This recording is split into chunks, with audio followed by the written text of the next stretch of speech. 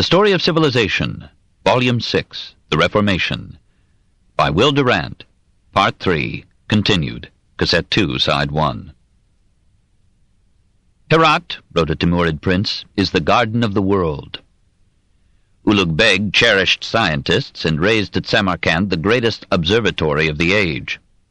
He was, says a florid Moslem biographer, learned, just, masterful, and energetic, and attained to a high degree in astronomy, while in rhetoric he could split hairs. In his reign the status of men of learning reached its zenith. In geometry he expounded subtleties, and on questions of cosmography he elucidated Ptolemy's Almagest. Until now, no monarch like him has ever sat on a throne. He recorded observations of the stars with the cooperation of the foremost scientists. He constructed in Samarkand a college, the like of which, in beauty, rank, and worth, is not to be found in the 7 climes. This paragon of patronage was murdered in 1449 by his bastard son. But the high culture of the Timurid dynasty continued under the Sultans Abu Sa'id and Hussein ibn Baykara at Herat until the end of the 15th century. In 1501, the Uzbek Mongols captured Samarkand and Bokhara. In 1510, Shah Ismail, of the new Safavid dynasty, took Herat. Babur, last of the Timurid rulers, fled to India and founded there a Mughal, or Mongol, dynasty, which made Moslem Delhi as brilliant a capital as Medicean Rome. 4. The Mamluks, 1340 to 1517. While Islam in Asia suffered repeated invasions and revolutions, Egypt was exploited with relative stability by the Mamluk sultans between 1250 and 1517. The Black Death destroyed Egyptian prosperity for a time, but through such vicissitudes the Mamluks continued to reconcile competent administration and artistic interests with embezzlement and atrocity. In 1381, however, with Sultan Malik al-Nasir Barkuk, the Burji Mamluks began a dynasty of luxury, intrigue, violence, and social decay. They debased the coinage even beyond the custom of governments, taxed the necessaries of life, abused the state monopoly of sugar and pepper, and laid such heavy dues at Alexandria on European trade with India that Occidental merchants were provoked into finding a route to India around Africa. Within a generation after Vasco da Gama's voyage in 1498, Egypt lost much of its once rich share of the commerce between East and West. And this economic disaster reduced the country to such destitution that it offered only feeble resistance when Selim I ended the Mamluk rule and made Egypt a province of the Ottoman Empire. Cairo remained from 1258 to 1453 the richest, fairest, and most populous city in Islam.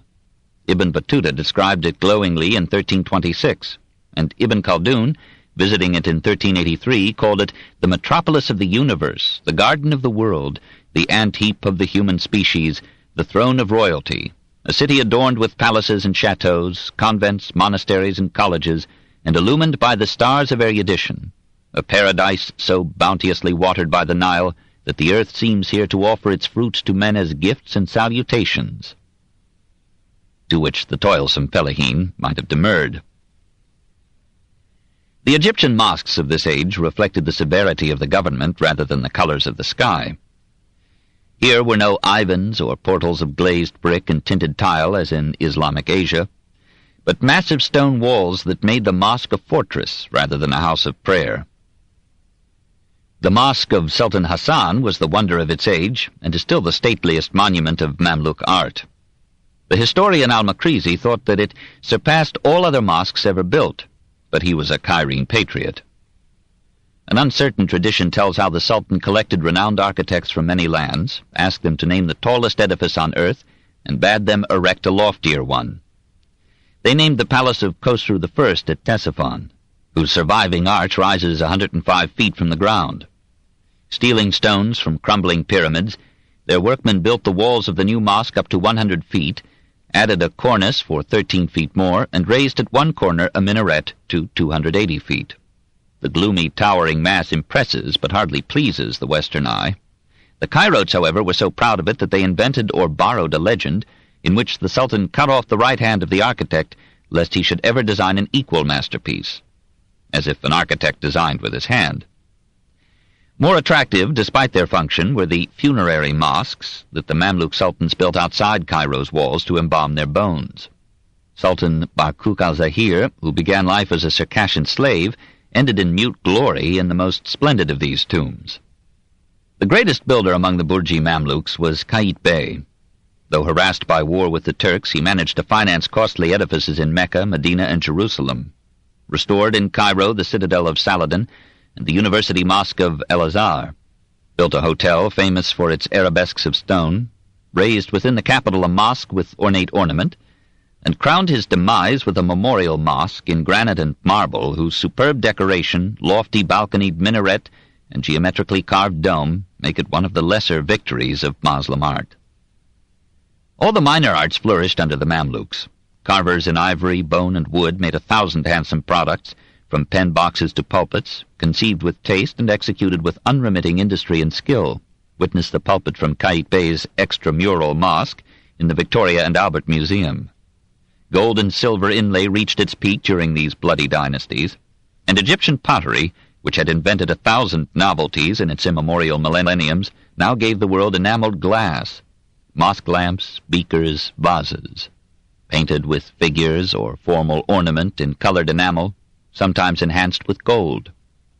In these and numberless other ways the Moslem artists, giving beauty a lasting form, atoned for the barbarities of their kings. 5. The Ottomans, 1288 to 1517. History begins after origins have disappeared. No one knows where the Turks arose. Some have guessed that they were a Finno-Ugric tribe of the Huns, and that their name meant a helmet, which is Durko in one Turkish dialect. They formed their languages from Mongolian and Chinese, and later imported Persian or Arabic words. These Turkish dialects are the sole means of classifying their speakers as Turks. One such clan took its name from its leader Seljuk. It grew from victory to victory until its multiplied descendants in the 13th century ruled Persia, Iraq, Syria, and Asia Minor. A kindred clan under Orthogrul fled in that century from Khorasan to avoid drowning in the Mongol inundation. It found military employment with the Seljuk emir of Konya, or Iconium, in Asia Minor, and received a tract of land to pasture its herds. When Orthogrul died, in about 1288, his son Ottoman, or Osman, then 30 years old, was chosen to succeed him. From him, the Ottomans, or Osmanlis, received their name. They did not, before the 19th century, call themselves Turks. They applied that name to semi-barbarous peoples in Turkestan and Khorasan.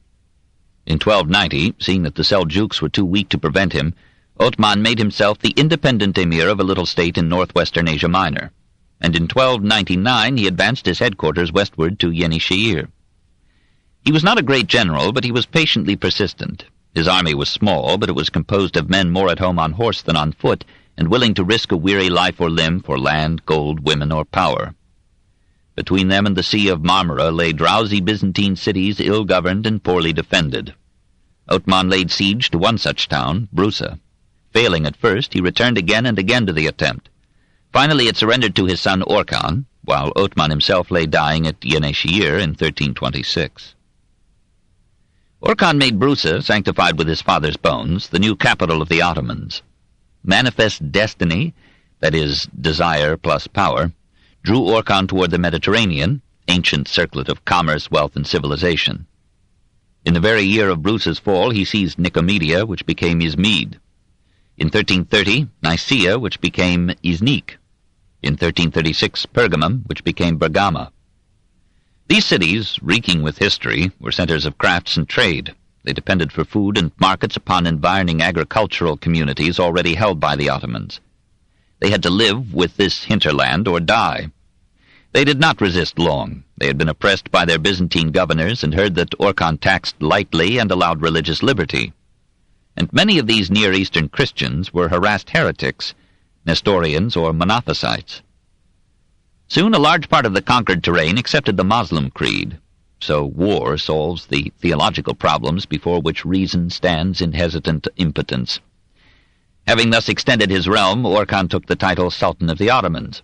The Byzantine emperors made their peace with him, hired his soldiers, and allowed his son Suleiman to establish Ottoman strongholds on European soil. Orkhan died in 1359, aged 71, firmly placed in the memory of his people. His successors formed a dynasty hardly equaled in history for a merger of martial vigor and skill, administrative ability, barbarous cruelty, and cultured devotion to letters, science, and art. Murad, or Amurat I, was the least attractive of the line. Illiterate, he signed his name by pressing his inked fingers upon documents in the fashion of less distinguished homicides. When his son, Saunji, led a criminally unsuccessful revolt against him, Murad tore out the youth's eyes, cut off his head, and compelled the fathers of the rebels to behead their sons. He trained an almost invincible army, conquered most of the Balkans, and eased their submission by giving them a more efficient government than they had known under Christian domination. Bajazet I inherited his father's crown on the field of Kosovo in 1389. After leading the army to victory, he ordered the execution of his brother Yakub, who had fought valiantly throughout that crucial day. Such fratricide became a regular aftermath of an Ottoman accession, on the principle that sedition against the government is so disruptive that all potential claimants to the throne should be disposed of at the earliest convenience. Bajazet earned the title of Yildirim, the Thunderbolt, by the speed of his military strategy, but he lacked the statesmanship of his father and wasted some of his wild energy in sexual enterprise. Stephen Lazarevich, vassal ruler of Serbia, contributed a sister to Bajazet's harem. This lady Despoina became his favorite wife, taught him to love wine and sumptuous banquets, and perhaps unwittingly weakened him as a man. His pride flourished till his fall. After deflowering Europe's chivalry at Nicopolis, he released the Count of Nevers with a characteristic challenge, as reported, or improved, by Froissart. John, I know well thou art a great lord in thy country, and son to a great lord. Thou art young, and peradventure thou shalt bear some blame or shame that this adventure hath fallen to thee in thy first chivalry. And to excuse thyself of this blame, and to recover thine honour, peradventure thou wilt assemble a puissance of men, and come to make war against me. If I were in doubt or fear thereof, ere thou departed I should cause thee to swear by thy law and faith that never thou nor none of thy company should bear arms against me. But I will neither make thee nor none of thy company to make any such oath or promise, but I will that when thou art returned, and art at thy pleasure, thou shalt raise what puissance thou wilt, and spare not, but come against me. Thou shalt find me always ready to receive thee and thy company. And this that I say, show it to whom thou list, for I am able to do deeds of arms, and ever ready to conquer further into Christendom. When Timur captured Bajazet at Ankara, he treated him with all respect, despite the year of insulting correspondence that had passed between them. He ordered the Sultan's bonds removed, seated him at his side, assured him that his life would be spared, and directed that 3 splendid tents should be fitted out for his suite. But when Bajazet tried to escape, he was confined to a room with barred windows, which legend magnified into an iron cage. Bajazet fell ill. Timur summoned the best physicians to treat him, and sent the Lady Despoina to attend and console him. These ministrations failed to revive the vital forces of the broken Sultan, and Bajazet died a prisoner a year after his defeat. His son Mohammed I reorganized the Ottoman government and power. Though he blinded one pretender and killed another, he acquired the cognomen gentleman by his courtly manners, his just rule, and the 10 years of peace that he allowed to Christendom.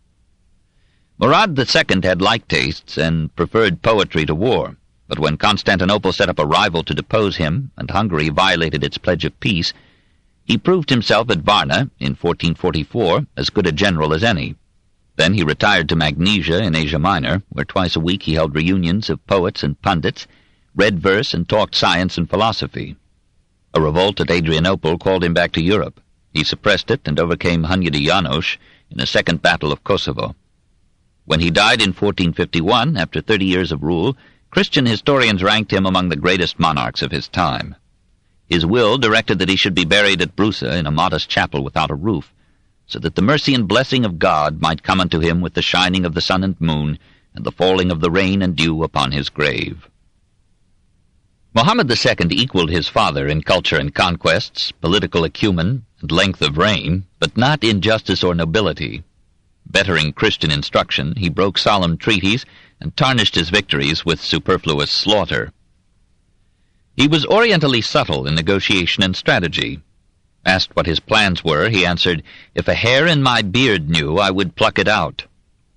He spoke 5 languages, was well read in several literatures, excelled in mathematics and engineering, cultivated the arts, gave pensions to 30 Ottoman poets, and sent royal gifts to poets in Persia and India. His Grand Vizier, Mahmud Pasha, seconded him as a patron of arts and letters. He and his master supported so many colleges and pious foundations that the Sultan received the name Father of Good Works. Muhammad was also Sire of Victory. To him and his cannon Constantinople fell. Under the guns of his navy the Black Sea became a Turkish pond. Before his legions and diplomacy, the Balkans crumbled into servitude. But this irresistible conqueror could not conquer himself. By the age of 50 he had worn himself out by every form of sexual excess. Aphrodisiacs failed to implement his lust. Finally his harem classed him with his eunuchs. He died in 1481, aged 51, just when his army seemed on the verge of conquering Italy for Islam. A contest among his sons gave the throne to Bajazet II. The new sultan was not inclined to war, but when Venice took Cyprus and challenged Turkish control of the eastern Mediterranean, he roused himself, deceived his deceivers with a pledge of peace, built an armada of 270 vessels, and destroyed a Venetian fleet off the coasts of Greece. A Turkish army raided northern Italy as far west as Vicenza in 1502. Venice sued for peace. Bajazet gave her lenient terms and retired to poetry and philosophy. His son Selim deposed him and mounted the throne in 1512. Presently, some said of poison, Bajazet died. History is in some aspects an alternation of contrasting themes. The moods and forms of one age are repudiated by the next, which tires of tradition and lusts for novelty. Classicism begets Romanticism, which begets realism, which begets Impressionism. A period of war calls for a decade of peace, and peace prolonged invites aggressive war. Selim I despised his father's pacific policy. Vigorous in frame and will, indifferent to pleasures and amenities, loving the chase and the camp, he won the nickname of the Grim by having 9 relatives strangled to contracept revolt, and waging war after war of conquest. It did not displease him that Shah Ismail of Persia raided the Turkish frontier. He registered a vow that if Allah would grant him victory over the Persians, he would build 3 mighty mosques in Jerusalem, Buda, and Rome. Having heated the religious predilections of his people to the fighting point, he marched against Ismail, captured Tabriz, and made northern Mesopotamia an Ottoman province. In 1515 he turned his artillery and janissaries against the Mamluks, and added Syria, Arabia, and Egypt to his realm. He carried to Constantinople, as an honored captive, the Cairene Caliph, rather the high priest, of Orthodox Mohammedanism, and thereafter the Ottoman sultans, like Henry VIII, became the masters of the church as well as of the state. In the full glory of his powers, Selim prepared to conquer Rhodes and Christendom. When all his preparations were complete, he caught the plague and died in 1520. Leo X, who had trembled more at Selim's advance than at Luther's rebellion, ordered all Christian churches to chant a litany of gratitude to God. 6. Islamic literature, 1400 to 1520. Even Selim the Grim threaded verses on rhyme and bequeathed to Suleiman the Magnificent a royal divan of his collected poems, as well as an empire ranging from the Euphrates to the Danube and the Nile. 12 sultans and many princes, including that Prince Jem, whom his brother Bajazet II paid Christian kings and popes to keep in refined confinement, appear among the 2,200 Ottoman poets who have won fame in the last 6 centuries. Most of these bards took their forms and ideas, sometimes the language of their verse, from the Persians. They continued to celebrate, in endless rivulets of rhyme, the greatness of Allah, the wisdom of the Shah or Sultan, and the trembling envy of the cypress trees, seeing the white slenderness of the beloved's legs. We of the West are now too familiar with these charms to thrill to such lofty similes. But the terrible Turks, whose women were alluringly robed from nose to toes, were stirred to the roots by these poetic revelations, and the poetry that in its denatured translation leaves us unmoved could inspire them to piety, polygamy, and war. From 1,000 dead immortals we cull with untutored fancy 3 names still unfamiliar to the provincial Occident. Ahmedi of Sivas, who died in 1413, taking his cue from the Persian master Nizami, wrote an Iskandernama, or Book of Alexander, an immense epic in strong, crude style, which gave not only the story of Alexander's conquest by Persia, but as well the history, religion, science, and philosophy of the Near East from the earliest times to Bajazet I. We must forego quotation, for the English version is such stuff as nightmares are made of. The poetry of Ahmad Pasha, who died in 1496, so delighted Muhammad II that the Sultan made him vizier. The poet fell in love with a pretty page in the conqueror's retinue. Muhammad, having the same predilection, ordered the poet's death. Ahmad sent his master so melting a lyric that Muhammad gave him the boy, but banished both to Brusa. There Ahmad took into his home a younger poet, soon destined to surpass him. Najati, who died in 1508, whose real name was Isa, or Jesus, wrote an ode in praise of Muhammad II and fastened it to the turban of the Sultan's favorite partner in chess. Muhammad's curiosity fell for the lure. He read the scroll, sent for the author, and made him an official of the royal palace. Bajazet II kept him in favor and affluence, and Najati, triumphing heroically over prosperity, wrote in those 2 reigns some of the most lauded lyrics in Ottoman literature. Even so, the great masters of Moslem poetry were still the Persians.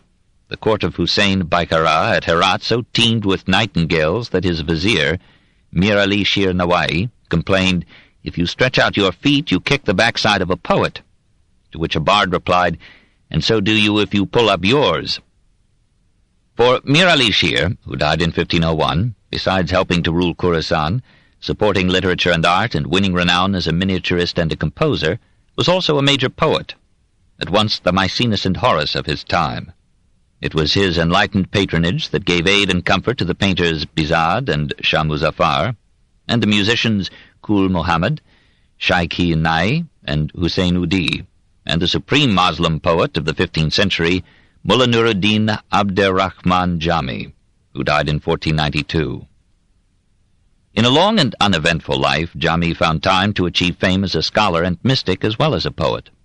As a Sufi, he expounded in graceful prose the old mystic theme that the joyous union of the soul with the beloved, that is, God, comes only when the soul realizes that self is a delusion, and that the things of this world are a maya of transitory phantoms melting in a mist of mortality. Most of Jami's poetry is mysticism in verse, spiced with some attractive sensuality. Salaman wa Absal tells a pretty tale to point the superiority of divine to earthly love. Salaman is the son of the Shah of Yun, that is, Ionia. Born without a mother, which is much more difficult than parthenogenesis, he is brought up by the fair princess Absal, who becomes enamored of him when he reaches 14. She conquers him with cosmetics. The darkness of her eyes she darkened round with surma, to benight him in midday, and over them adorned and arched the bows to wound him there when lost.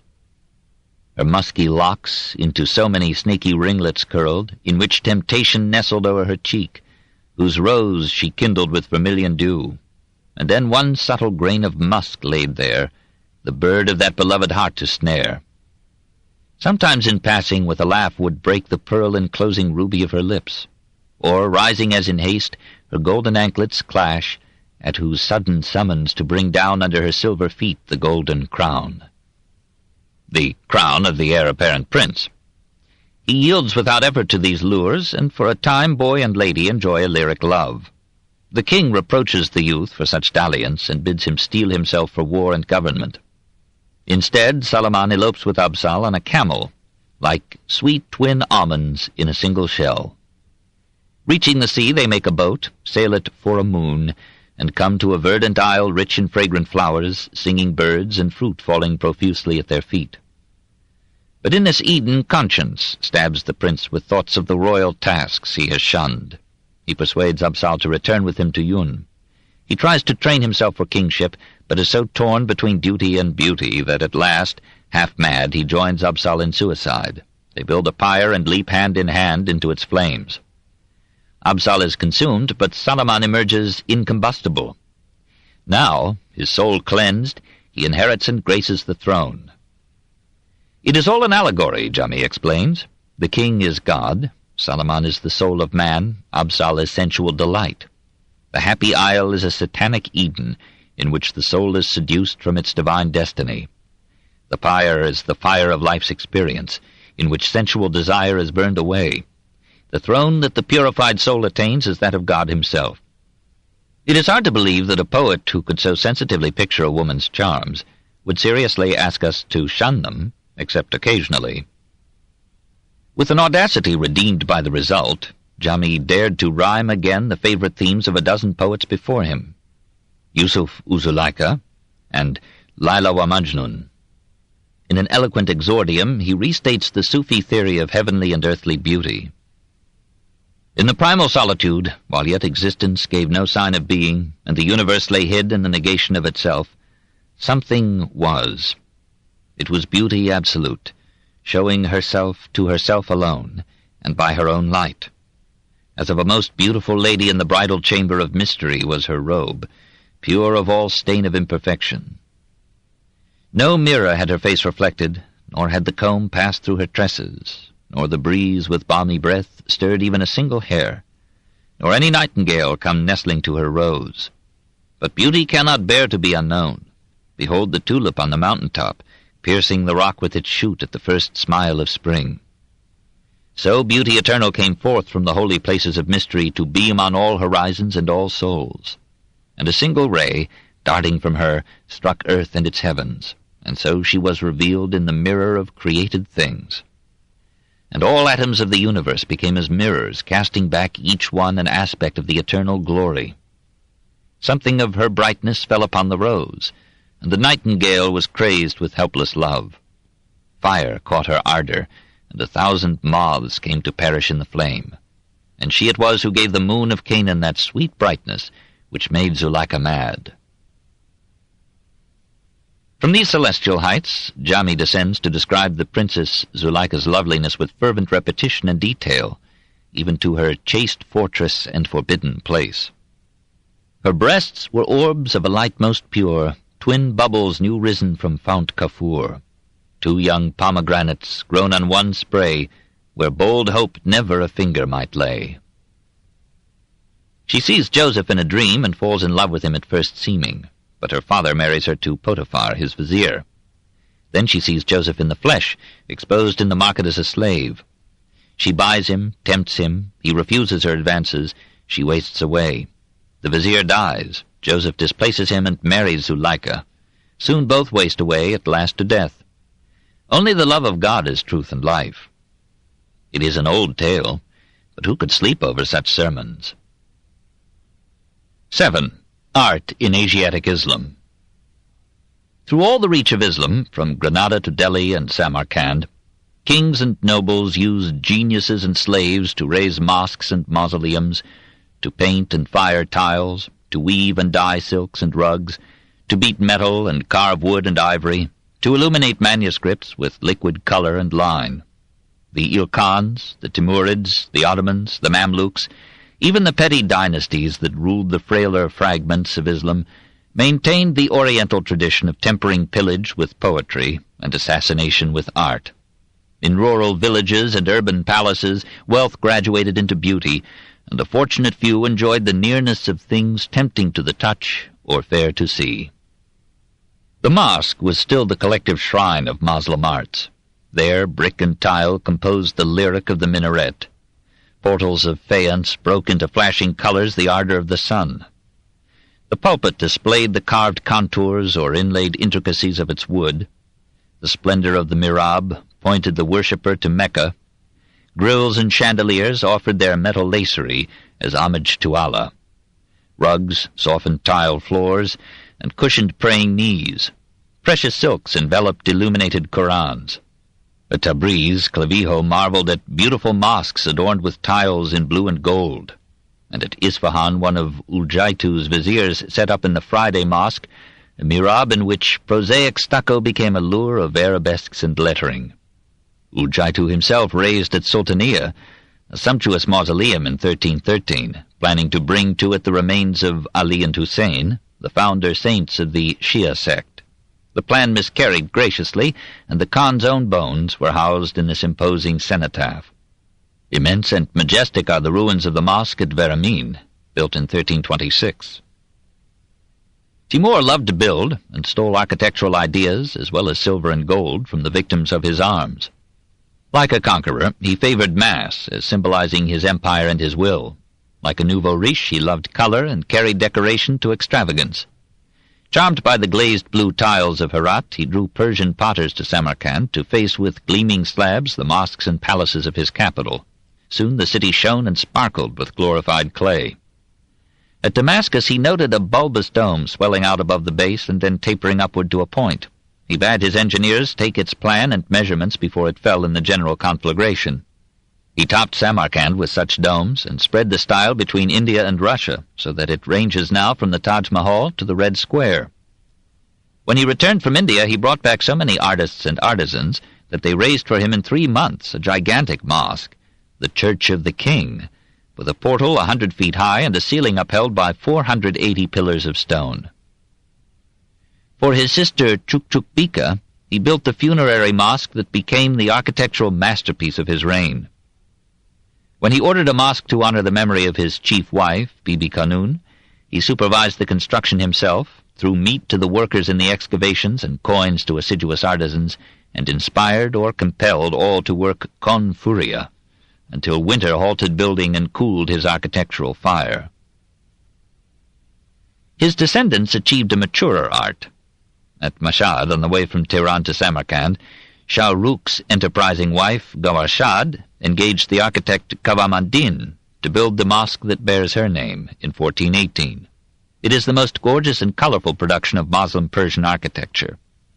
Minarets carrying exquisite lanterns guard the shrine. 4 lordly arches lead into a central court, each faced with faience tiles, never equaled before or since. A splendor of time-defying color and 100 forms of arabesque and geometrical patterns and floral motives and stately Kufic script, all made more brilliant by the Persian sun. Over the southwest portico of the sanctuary, a dome of blue tiles rivals the sky.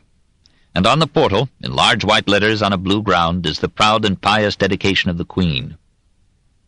Her Highness, the noble in greatness, the son of the heaven of chastity and continence, Gawhar Shad, may her greatness be eternal, and may her chastity endure. From her private property, and for the benefit of her future state, and for the day on which the works of everyone will be judged, with zeal for Allah and with thankfulness, built this great Masjid-i-Jami, the holy house, in the reign of the great Sultan, the Lord of rulers, the father of victory, Shah Rukh. May Allah make eternal his kingdom and empire, and may he increase on the inhabitants of the world his goodness, his justice, and his generosity. The Mosque of Gawhar Shad was but one of a complex of buildings that made Mashhad the Rome of the Shia sect. There, the worshippers of Imam Riza, in the course of 30 generations, have accumulated an architectural ensemble of arresting splendor. Graceful minarets, dominating domes, archways faced with luminous tiles or with plates of silver or gold, spacious courts whose blue and white mosaic or faience return the greeting of the sun. Here, in an overwhelming panorama of color and form, Persian art has wielded all its magic to honor a saint and awe the pilgrim into piety. From Azerbaijan to Afghanistan, 1,000 mosques rose in this age out of the soil of Islam, for the poetry of faith is as precious to man as the fruits of the earth. To us of the West, imprisoned in the provinces of the mind, these shrines are but empty names, and even to honor them with these curt obeisances may weary us. What does it mean to us that Gawhar Shad received for her chaste bones a lovely mausoleum at Herat, that Shiraz rebuilt its Masjid-i-Jami in the 14th century, that Yazd and Isfahan added resplendent mihrabs to their Friday mosques? We are too far away in space and years and thought to feel these grandeurs, and those who worship in them have little taste for our Gothic audacities or the sensual images of our Renaissance. Yet even we must be moved when, standing before the ruins of the Blue Mosque at Tabriz, built between 1437 and 1467, we recall its once famed glory of blue faience and golden arabesques, and we are not unmindful that Mohammed II and Bajazet II raised at Constantinople in 1463 and 1497 mosques almost rivaling St. Sophia's majesty. The Ottomans took Byzantine plans, Persian portals, Armenian domes, and Chinese decorative themes to form their mosques at Brusa, Nicaea, Nicomedia, and Konya. In architecture, at least, Moslem art was still in apogee. Only one art, a David before Goliath, dared stand up to architecture in Islam. Perhaps even more honored than the makers of mosques were the masters of calligraphy and the patient miniaturists who illuminated books with the infinitesimal calculus of the brush or pen. Murals were painted, but from this period none survives. Portraits were painted, and a few remain. The Ottomans publicly obeyed the biblical and Quranic prohibition of graven images, but Muhammad II imported Gentile Bellini from Venice to Constantinople in 1480 to make the likeness of him that now hangs in the London National Gallery. Copies exist of alleged portraits of Timur. In general, the Mongol converts to Islam preferred the traditions of Chinese art to the taboos of the Mohammedan faith. From China they brought into Persian illumination, dragons, phoenixes, cloud forms, saintly halos, and moon-like faces, and mated them creatively with Persian styles of limpid color and pure line. The mingling modes were closely kin. Chinese and Persian miniaturists alike painted for aristocrats of perhaps too refined a taste, and sought rather to please the imagination and the sense than to represent objective forms. The great centers of Islamic illumination in this age were Tabriz, Shiraz, and Herat. Probably from the Tabriz of the Ilkhans come the 55 leaves of the Damat Shahnama, Firdausi's Book of Kings, painted by divers artists in the 14th century. But it was at Herat, under the Timurid rulers, that Persian miniature painting touched its zenith. Shah Rukh engaged a large staff of artists, and his son, Baysunkur Mirza, founded an academy devoted to calligraphy and illumination. From this school of Herat came the Shahnama of 1429, a miracle of glowing color and flowing grace, now so carefully hidden and religiously handled in the Gulistan Palace Library at Tehran. To view it for the first time is like discovering the odes of Keats. The real Keats of illumination, the Raphael of the East, was Kamal al-Din Bizad. He knew in life and reflected in art the terrors and vicissitudes of war. Born at Herat about 1440, he studied at Tabriz, then returned to Herat to paint for Sultan Hussein ibn Baykara and his versatile vizier, Mir Ali Shir Nawai. When Herat became the center of Uzbek and Safavid campaigns, Bizad moved again to Tabriz. He was among the first Persian painters to sign their works, yet his art remains are literally few and far between. 2 miniatures in the Royal Egyptian Library at Cairo, illustrating Sadi's Bustan, show some theologians debating their mysteries in a mosque. The manuscript bears the date of 1489, and the colophon reads, "Painted by the slave, the sinner Bizad." The Freer Gallery in Washington has a portrait of a young man painting, copied from Gentile Bellini and signed Bizad. The fine hands reveal the 2 artists, portrayer and portrayed. Less certainly his are the miniatures in a British Museum copy of Nizami's Kamsa, and in the same treasury a manuscript of a Zafarnama, or Book of the Victories, of Timur. These relics hardly explain Bizad's unrivaled reputation. They reveal a sensitive perception of persons and things, an ardor and range of color, a vivacity of action caught in a delicate accuracy of line. But they can hardly compare with the miniatures painted for the Duke of Berry almost a century before. Yet Bizad's contemporaries felt that he had revolutionized illumination by his original patterns of composition, his vivid landscapes, his carefully individualized figures almost leaping into life. The Persian historian Kandemir, who was near 50 when Bizad died circa 1523, said of him, perhaps with the prejudice of friendship, "His draftsmanship has caused the memory of all other painters in the world to be obliterated. His fingers, endowed with miraculous qualities, have erased the pictures of all other artists among the sons of Adam." It should chasten our certitudes to reflect that this was written after Leonardo had painted the Last Supper, Michelangelo the Sistine Chapel ceiling, and Raphael the stanze of the Vatican, and that Kandemir had probably never heard their names. The art of the potter declined in this epoch from its finesse in Seljuk, Rai, and Kashan. Rai had been laid in ruins by earthquakes and Mongol raids, and Kashan devoted most of its kilns to tiles. New ceramic centers, however, rose at Sultaniya, Yazd, Tabriz, Herat, Isfahan, Shiraz, and Samarkand. Mosaic faience was now a favored product. Small slabs of earthenware, each painted in one metallic color and glazed to a brilliance that only needed care for permanence. When patrons were opulent, Persian builders used such faience not only for mihrabs and decoration, but to cover large surfaces of mosque portals or walls. There is an arresting example in a mihrab from the Mosque of Baba Qasim, circa 1354, in the Metropolitan Museum of Art in New York. The metalworkers of Islam maintained their skill. They made bronze doors and chandeliers for mosques from Bukhara to Marrakesh, though none quite matched Ghiberti's Gates to Paradise, executed between 1401 and 1452 in the baptistry of Florence. They forged the best armor of the age, helmets conically shaped to deflect descending blows, shields of shining iron encrusted with silver or gold, swords inlaid with gold lettering or flowers. They made handsome coins and such medallions as that which preserves the pudgy profile of Mohammed the Conqueror, and great brass candlesticks engraved with stately Kufic script or delicate floral forms. They cast and adorned incense burners, writing cases, mirrors, caskets, braziers, flasks, ewers, basins, trays. Even scissors and compasses were artistically chased. A like superiority was conceded to the Moslem artisans who cut gems, or worked with precious metals, or carved or inlaid ivory or wood. The textile remains are fragmentary, but the miniatures of the time picture a vast variety of beautiful fabrics, from the fine linens of Cairo to the silken tents of Samarkand. Indeed, it was the illuminators who designed the complex yet logical patterns for Mongol and Timurid brocades, velvets, and silks, and even for those Persian and Turkish rugs that were soon to be the envy of Europe. In the so-called minor arts, Islam still led the world. 8. Islamic thought. In science and philosophy, the glory had gone.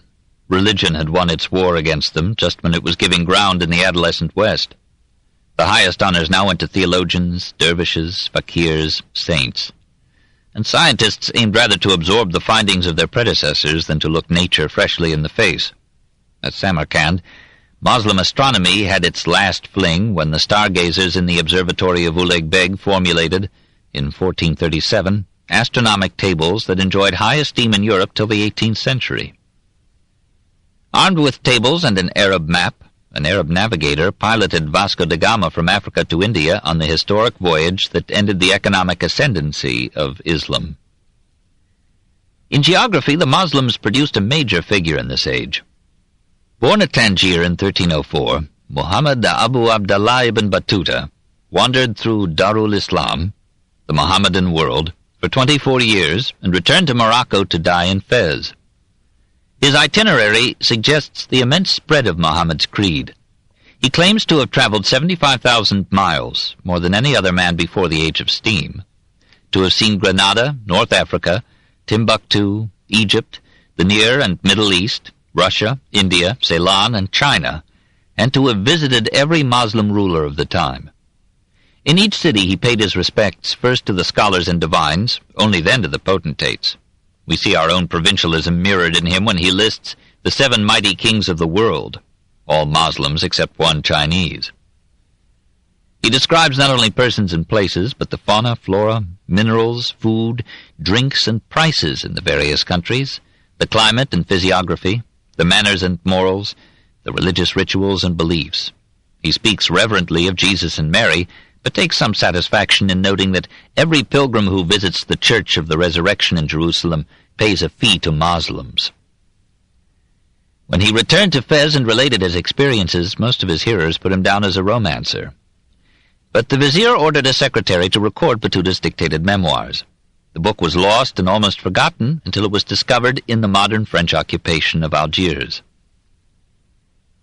Between 1250 and 1350, the most prolific writers on natural history were Muslims. Muhammad ad-Damiri of Cairo wrote a 1,500-page book on zoology. Medicine was still a Semitic fort. Hospitals were numerous in Islam. A physician of Damascus, Al-al-Din ibn al-Nafis, expounded the pulmonary circulation of the blood 270 years, or circa 1260, before Servetus. And a Granada physician, Ibn al-Khatib, ascribed the Black Death to contagion, and advised quarantine for the infected, in the face of a theology that attributed it to divine vengeance on man's sins. His treatise on plague, circa 1360, contained a notable heresy. It must be a principle that a proof taken from the traditions of the companions of Mohammed has to undergo modification when in manifest contradiction with the evidence of the senses. Scholars and historians were as numerous as poets. This book is continued at this point on the other side of this cassette. Please reverse or turn the cassette over now.